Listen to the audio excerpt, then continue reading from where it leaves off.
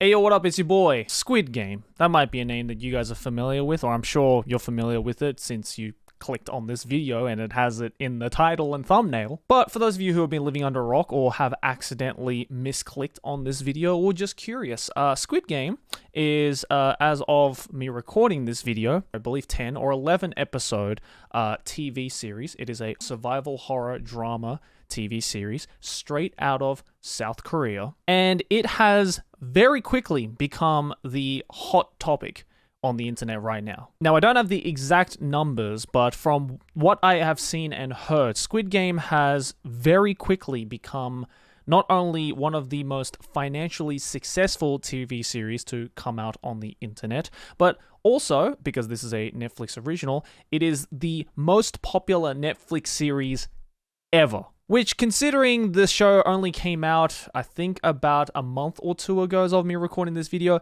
is a pretty insane feat of accomplishment. Now, of course, your boy watched Squid Game all in one night. Regardless of how you feel about certain scenes, I think just as a TV series in general, it was very well made, very fun, very entertaining. Set designs, amazing. Acting, amazing. Story, engaging and brilliant. And it's just a really solid survival horror show, and I think it's one of those survival horror shows that even people who aren't exactly into the genre can get into as well. But as amazing of a TV series Squid Game was, its main concept isn't exactly new. I mean, this whole concept of gathering a bunch of people, getting them to play certain games and certain activities, getting them to go against each other, whether that be in a physical way or a mental way, or sometimes both, is not exactly a brand new concept. There have been lots of shows and media out there that have used this survival horror technique. Of course, Squid Game has done it in a brilliant and unique for its own type of way, but naturally I saw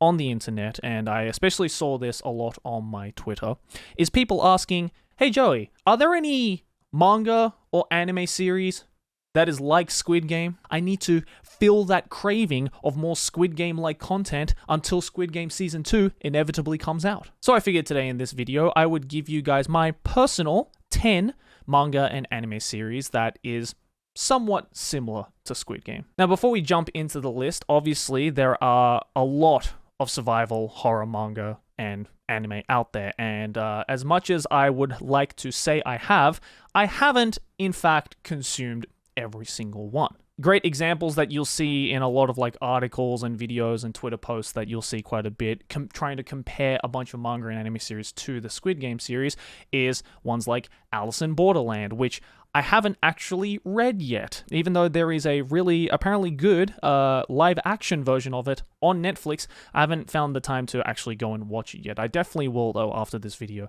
goes up. So considering that there are shows like Alice in Borderland and Darwin's Game, as you can see there, among many, many others that I haven't actually consumed yet, I won't be talking about those.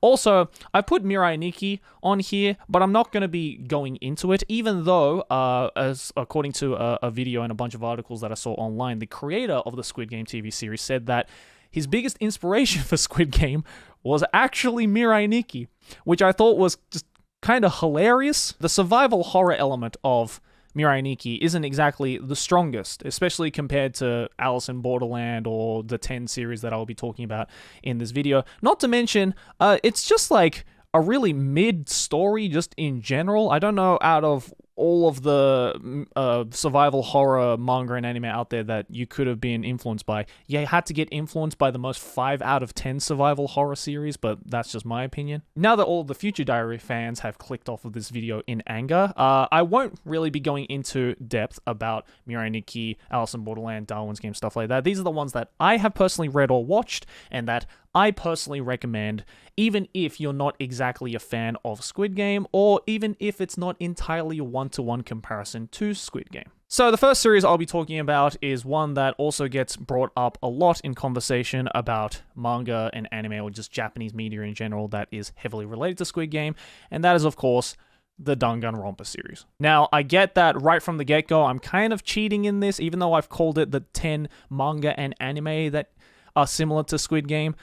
This is originally a video game. As much as Danganronpa 1 wasn't my favorite out of the 3 Danganronpa games. In fact, my favorite Danganronpa game is actually Danganronpa 2, which for some reason is the only one that didn't get an anime adaptation for some reason. I still think Danganronpa 1 is still a pretty solid entry. It has that survival horror element mixed with a whodunit, kind of Clue-esque murder mystery type of setting, but done in a very almost over-exaggerated and parodied way. All of the characters in Danganronpa are super geniuses in their own fields, and just kind of seeing a bunch of geniuses go head to head to try and fool each other, try to survive the whole school and stuff like that, and try and get out of this death game that they have been unfortunately put into alive is just really fun and fascinating. And my god, can we talk about how fucking stylistically dope the Danganronpa characters and world look? I don't really think you can come across a manga, anime, or game, or anything Japanese media related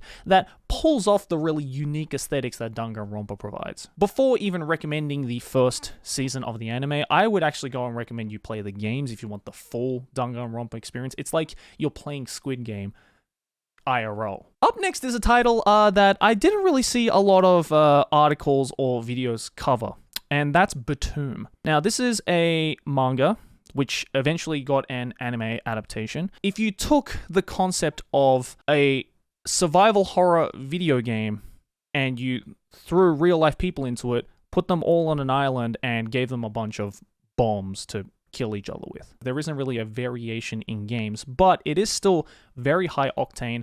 The manga, I haven't finished. It was pretty damn good because the anime kind of ends in a little bit of a weird way, but the kind of progression that it took, and I guess just the insane animation and the high octane action that it provides. And also, not forgetting to throw in that, little boy who cried wolf type of fooling each other to survive type of aspect that is very common in a lot of these survival horror series.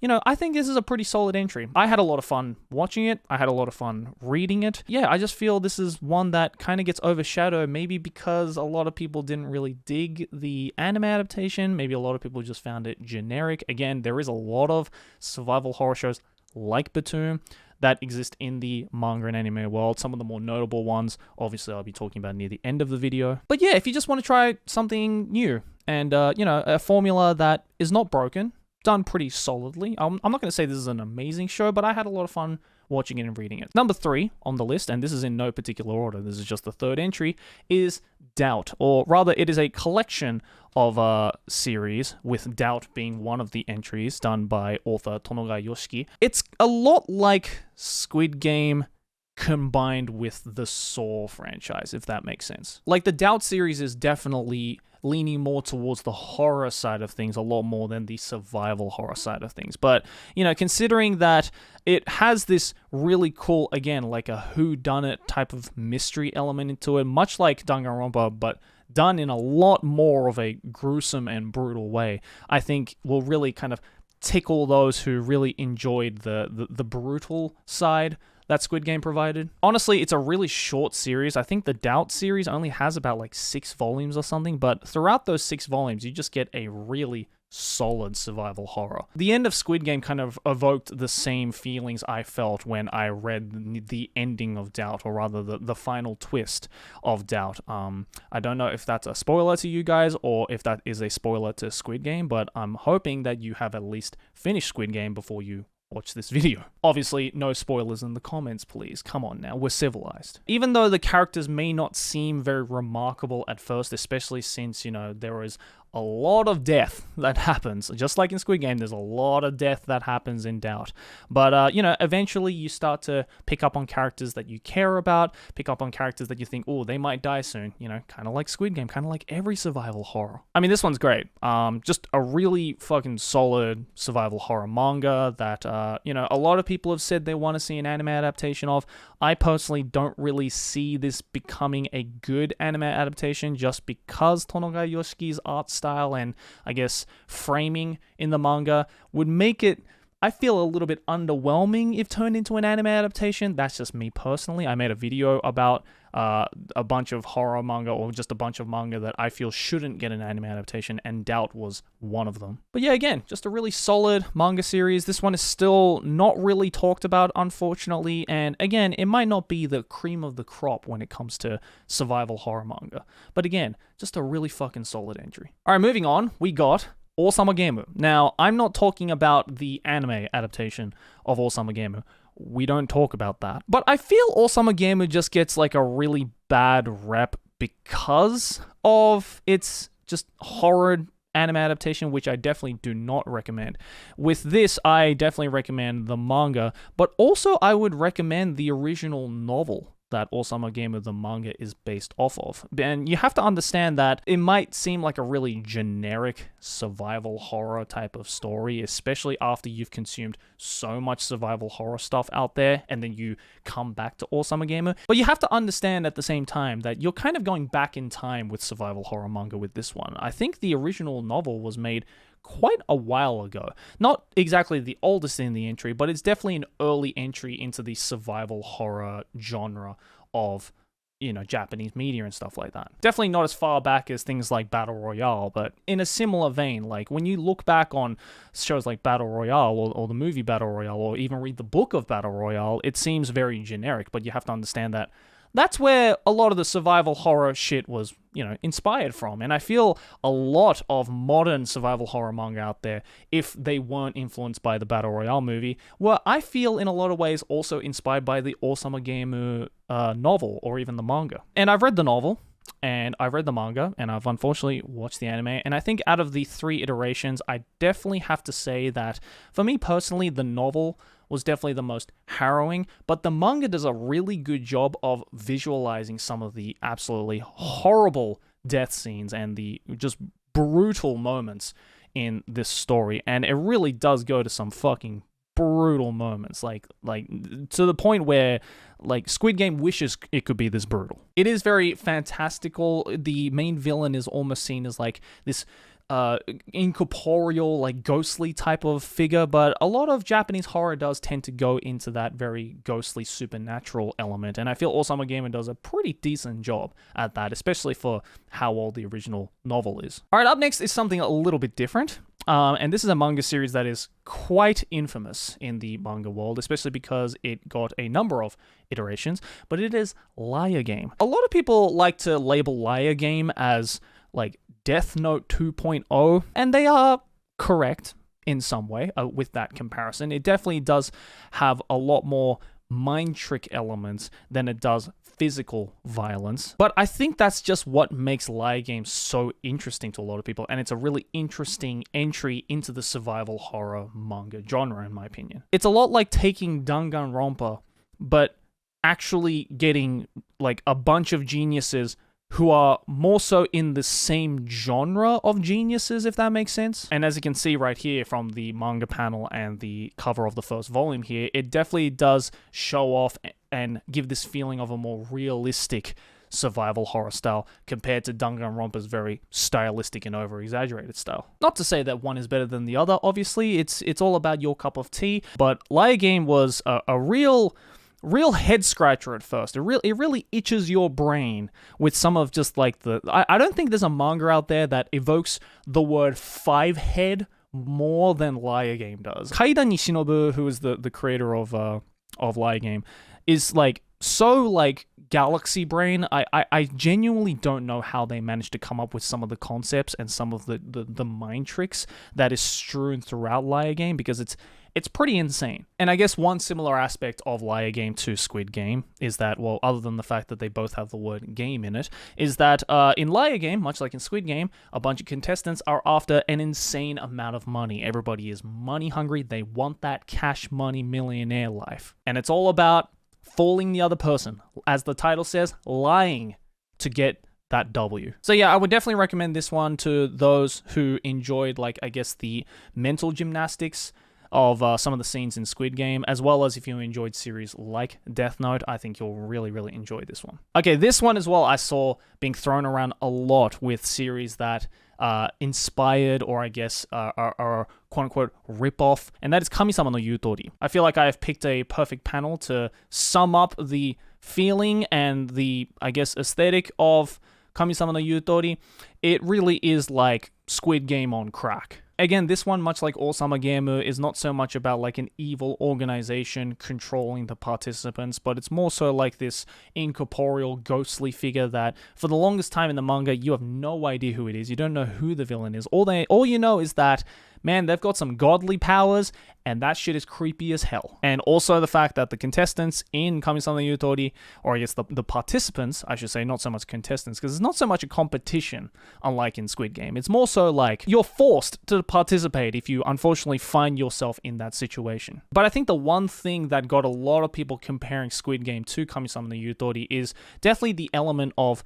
because you are participating in this very inhumane act of violence to win the so-called competition, it really does show just how fucked up humans can get when put into a situation like that. Like the mental strain that it puts on a single mind to live through that hell day in and day out, watching tens of hundreds of people dying in front of your eyes, which is something that no one should ever experience. It really throws that very uncomfortable, distressed, very disturbing side of it and just throws it onto your lap and goes, what do you think? But yeah, this one as well I feel is a very solid entry into the survival horror manga genre, and I can see why a lot of people did compare this to Squid Game, because it definitely does give off those same vibes. And I think Fujimura Akiji's art style is just so disturbing, but that is so perfect to give off that disturbing vibe that pairs with this very disturbing story and turn of events. This one is definitely worth a mention.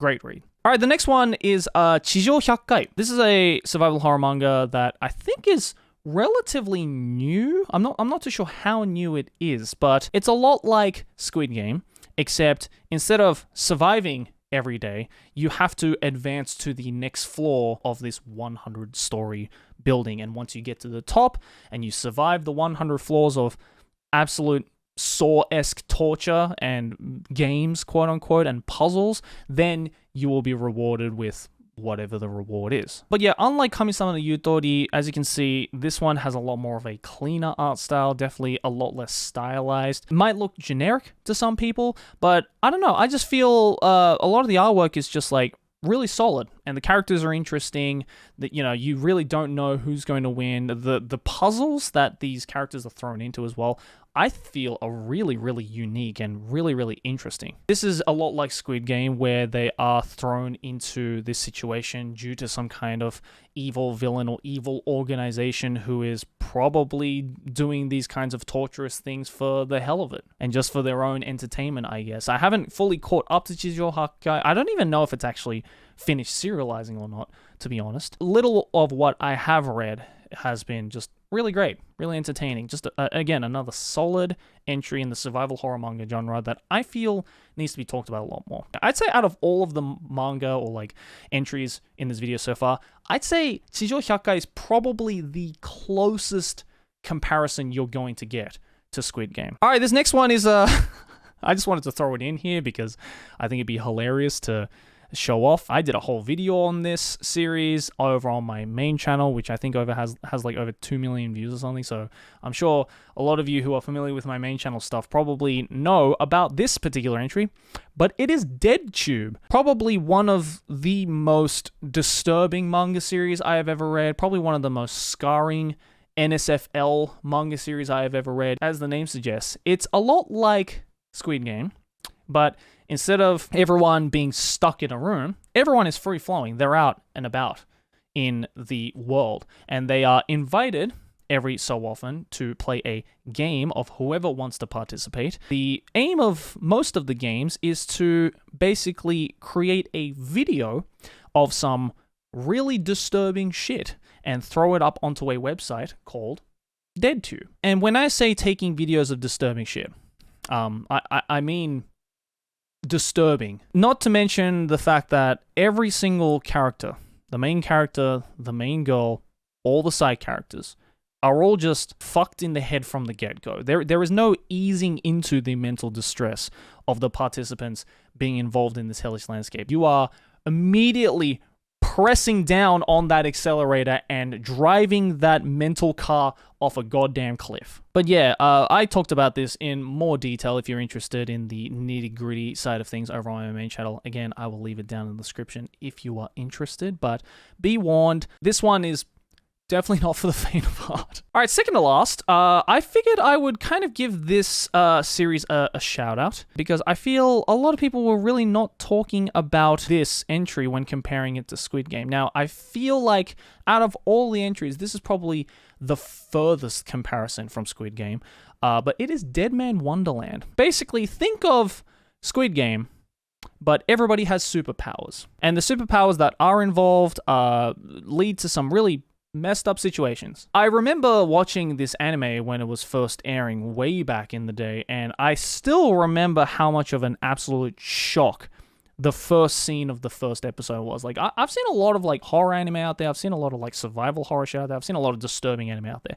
But I would say Man Wonderland, to this day, probably has one of the most disturbing first episodes of anime that I have ever watched. And yes, I am comparing that even to the first episode of Elfen Lied, which is still really brutal, but I feel the first episode of Man Wonderland definitely aged a lot better than the first episode of Elfen Lied. Man Wonderland did get an anime adaptation, but today I'm not really going to recommend the anime adaptation, although I am using the image of the anime adaptation. I actually more recommend you guys the original manga series that it was based off, and it's mostly due to the fact that the anime adaptation probably had one of the most weak-ass rushed ending that I have seen in anime in a very, very long time. Yeah, a lot of fans of the Man Wonderland manga were not pleased with the ending of the anime, and I'm definitely one of those people. This is definitely a manga series, or a series in general, that really highlights just how fucked up someone's mentality can get. You know, the anime may not have been the strongest entry,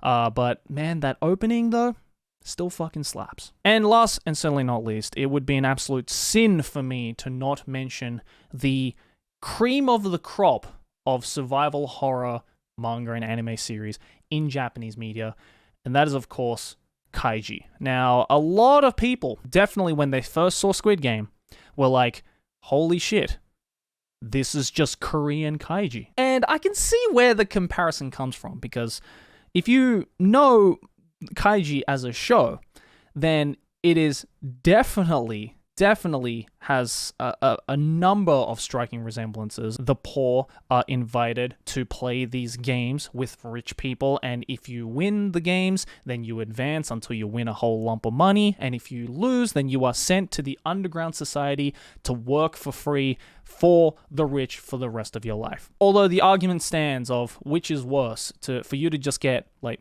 shot and killed like in Squid Game when you lose, or to be a slave for the rest of your life like in Kaiji. I mean, that's up to your prerogative, I guess. The main character, as you can see right here, plays a bunch of games, sometimes poker, a lot of like gambling, traditional Japanese gambling games like mahjong, hancho, all that kind of stuff. And a lot like in Squid Game, the games are usually rigged as fuck. They are designed for the participants to lose, but Kaiji and the characters in Kaiji find a way to cheat the system to get out. It's all about, again, that mental gymnastics that made Squid Game so exciting and so fulfilling near the end. Now, I understand if this is your first time even seeing an image of Kaiji, this art style might not be your cup of tea, and I completely understand that. I mean, when I first read and watched Kaiji, I absolutely fucking hated this art style. It is definitely unique. But I can guarantee you that every single person I have recommended Kaiji to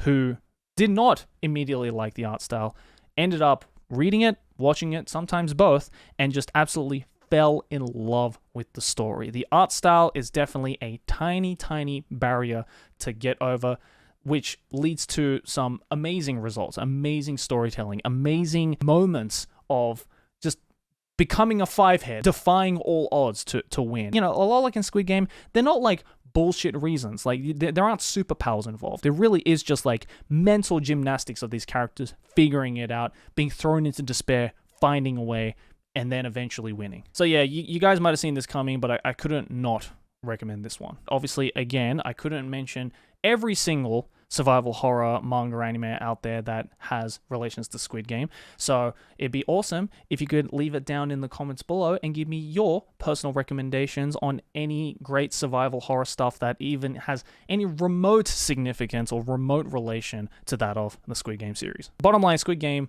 fucking amazing series, absolutely deserves the recognition that it does deserve. I'm just really looking forward to season 2. If they are going to make a season 2. I don't know why they wouldn't. I don't know why they wouldn't just ride on this insane financial and success. But hey, you know what? If they do decide to end up making a season 2, I'm all for it. Over here next to my head is a bunch of other videos that you can go and check out. And hey, if you enjoyed this content and you like what you see on this channel, make sure to subscribe. I'm growing out this channel. And if you have any suggestions on any topics you'd like me to cover in a future video in this channel, then make sure to follow your boy over on Twitter. All that information down in the description below. I'll see you guys in the next one.